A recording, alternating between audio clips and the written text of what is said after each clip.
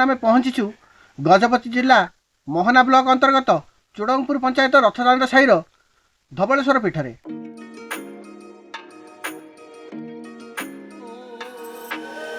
ध्वंस अवस्था पूजा पाउछंती राजा चूड़गंग देवଙ୍କ द्वारा निर्मित रथदाण्ड शैवपीठ।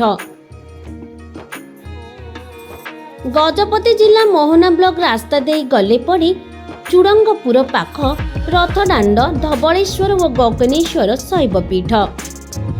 सेठाकार हिंदू धर्मावलंबी माने दाबी करी कहती गंग वंशर प्रतिष्ठाता तथा गंगा ठारू गोदावरी विशाल साम्राज्यर निर्माता राजा चूड़गंग देव तांकर 70 वर्ष शासन काल मध्यरी उत्कलर कला स्थापत्य धर्म और संस्कृति क्षेत्र में अभूत उन्नति होइथिला। राजा शिवंक उपासक थिले, तेणु 1135 मसीहा परी एही रथदाण्ड शैवपीठ निर्माण करथिले, जार वर्तमान संपूर्ण ध्वंस पाई जाइछि। 1977 मसीह सानखेमुंडी राजा उदय नारायण देव मोहना विधानसभा आसन रे विधायक प्रार्थी भावे चूड़ंगपुर को निर्वाचन प्रचार रे आसी अंचलवासी को कहिथिले कि आम पूर्वज राजा चूड़गंग देवଙ୍କ नामरे एही ग्राम चूड़ंगपुर प्रतिष्ठा होइथिला एवं एही ठारे थिबा रथदाण्ड शैवपीठरू 2 गोटी बड़ पत्थर निर्मित हाथी आम राजप्रसाद को निया जाइछि, जार उल्लेख राजप्रसाद खातरे अछि। एणु आपण माने आमर प्रजा कही भोट भिक्षा करी पर निर्वाचित होइथिले। बहु वर्ष धरी एठारे एक बाबा पूजार्चना करी आसुछंती। आसंतु पचारि बुझिबा एही मंदिरर रहस्य। बाबा आपनकर परिचय? गजपति जिला चुड़ंगपुर मोर ना होती तारिणी चरण बेहर दलाई। कौन बाबा ये जो मंदिरर रहस्य कौन रही? ये रथदाण्ड पीठरे भग्नावस्था थिबा मंदिर चुड़ंगदेव महाराजा निर्माण करथिले, किंतु कालक्रमे मंदिरटा भग्नावस्था हो जाइछि। तांको वंशधर राजा पुड़ामारी पूजनाथ देव से माने आसी इठी परिचय देले आ मते कहले पूजा अर्चना कर। से दिन मु पूजा करी आछि। से बाबा जो एठारे जो पड़ी भंगा भंगारुजा ही किछि पत्थर मान पड़ी से पत्थर मानक रहस्य कौन? से पत्थर मान चुड़ंगदेव निर्माण करथिले। भग्न हवा अवस्थारू से पत्थर भिंजा बना पड़ी आ तले खोलिले मध्य पत्थर गुड़ाक बाहरुछि। आपण केउ भली भाबे एही जगह विषय चिन्हट करि पारले और जानिले केउ भली भाबे जे एठारे एक मंदिर अछि? इठी वृषभ अच्छे, नीलचक्र अच्छे आ शिवलिंग अच्छी। से सब आम दृश्य देखी प्रकृति शिव मंदिर बोलिक आम पूजा अर्चना कर आसुँ।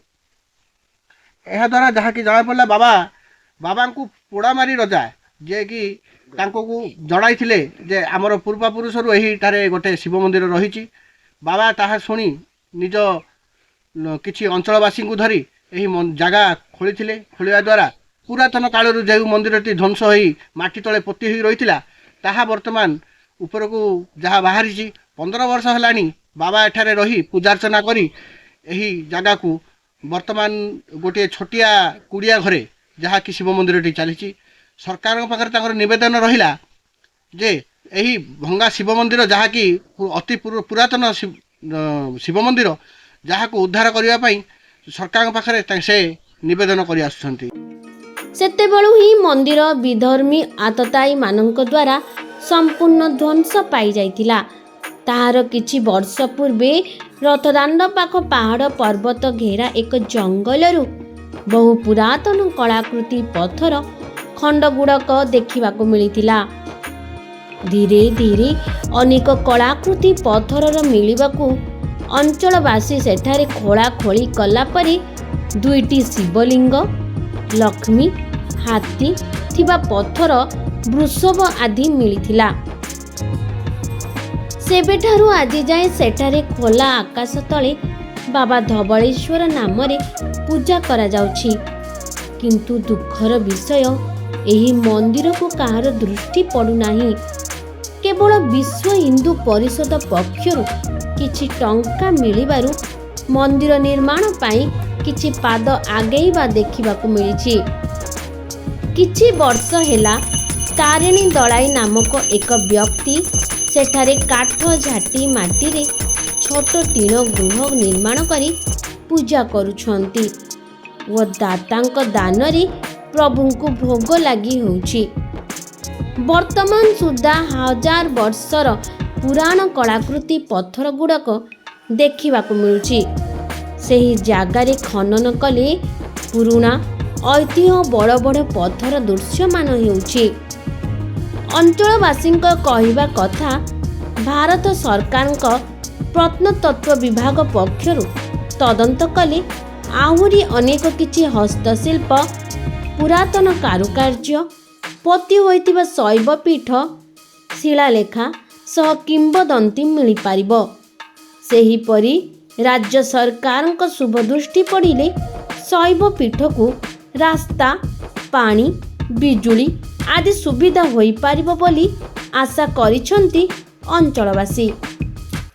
ମୋ ନାଁ ଜିତେନ୍ଦ୍ର କୁମାର ବେହେରା, ମୋ ଘର ହେଉଛି ମୋହନା। ଦେଖନ୍ତୁ, ମୁଁ ଏଇ ଯେଉଁ ଆମର ଧବଳେଶ୍ୱର ମହାଦେବ ପୀଠ ଅଛି, এই ପୀଠକୁ ମୁଁ ଦୀର୍ଘ 20 ବର୍ଷ ହେଲା ଯିବା ଆସିବା କରୁଛି। ଆମର ଗଜପତି ଜିଲ୍ଲା ମୋହନା ବ୍ଲକର ଚୁଡ଼ଙ୍ଗପୁର ପଞ୍ଚାୟତ ରଥଦାଣ୍ଡ ଚନ୍ଦନପୁର ଗାଁରେ এই ଧବଳେଶ୍ୱର ମହାଦେବ ପୀଠ ଅଛି। ଏ ପୀଠ ମୁଁ ବହୁତ ବର୍ଷ ହେଲା ଆସୁଛି। ଏଠିକି ମୁଁ ଆସିକି ଦେଖିଲି, ପ୍ରଥମ ଥର ଯେତେବେଳେ ଶୁଣିଥିଲି ମୁଁ ଆସିକି ଦେଖିଲି ଯେ ପୂର୍ବାତନ କାଳର ପଥର ଗୁଡ଼ିକ ଭିତରୁ ଖୋଳିଲେ ବାହାରୁଛି। ନିଶ୍ଚିତ ରୂପେ ଯଦି ଓଡ଼ିଶା ରାଜ୍ୟର ଆମର ପ୍ରତ୍ନତତ୍ତ୍ୱ ବିଭାଗ ଯେଉଁ ଅଛି ସେ ଆସିଲେ ଏଠି ବହୁତ ବିଷୟ ଆହୁରି ଉନ୍ମୋଚନ ହୋଇପାରିବ। ଆମେ ଯାହା ଆମେ ବାପାଙ୍କ ଠାରୁ ଆମେ ଯାହା ଶୁଣିବାକୁ ପାଇଛୁ, ଏଠି ପୂର୍ବ କାଳରେ ଚୂଡ଼ଦେବ ଗଙ୍ଗଦେବ ରାଜାଙ୍କ ସମୟରେ ଏଇ ମନ୍ଦିର କୁଆଡ଼େ ନିର୍ମାଣ ହୋଇଥିଲା। ସେ ଯାହା ହେଉ, କିନ୍ତୁ ଏଠି ଯେଉଁ ବାବା ଦୀର୍ଘ ବର୍ଷ ହେଲା ଏକୁଟିଆ ରହିକି ଯେଉଁ ପୂଜାର୍ଚ୍ଚନା କରୁଛି, ବାବାଙ୍କ ପାଇଁ ଗୋଟେ ଘର ନାହିଁ।